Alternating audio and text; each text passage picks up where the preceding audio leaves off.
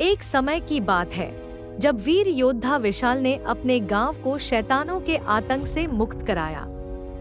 उसने भयानक शक्तियों को हराया और एक प्राचीन ताबीज को नष्ट कर दिया। चारों ओर शांति और विजय का उल्लास था। परंतु यह शांति अधिक समय तक टिक न सकी।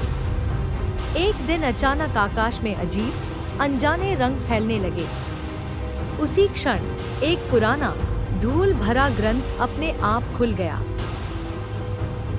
उस ग्रंथ के पन्नों पर रहस्यमय अक्षर उभरे। उनमें लिखा था, अब आएगी वह शक्ति जिसका कोई अंत नहीं, जो समय से परे है।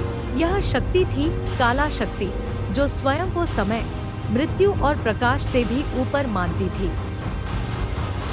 काला शक्ति का एकमात्र लक्ष्य था इस सृष्टि का अंत करना और एक नए भयानक अंधकार युग की शुरुआत करना।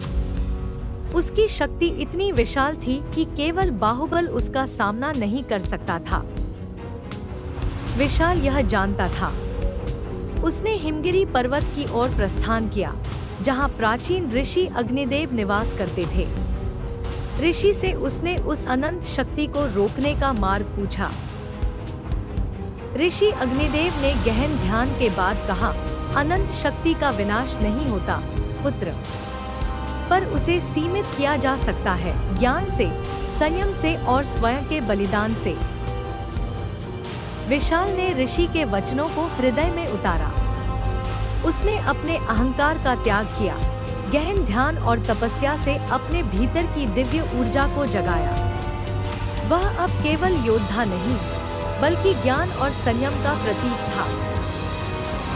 अंततः विशाल काला शक्ति के सम्मुख खड़ा हुआ। यह युद्ध तलवारों का नहीं, बल्कि चेतना का था। काला शक्ति ने उसे भ्रमित करने का हर प्रयास किया, पर विशाल अपने सत्य पर अडिग रहा। अपने प्रेम और विवेक की शक्ति से विशाल ने काला शक्ति को शांत किया। वह शक्ति नष्ट नहीं हुई, बल्कि विशाल की चेतना से जुड़ गई।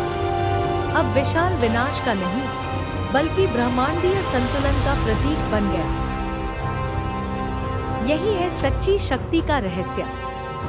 जब आत्मा, बुद्धि और विश्वास एक हो जाते हैं, तो कोई भी अजेय लगने वाली शक्ति भी झुक सकती है।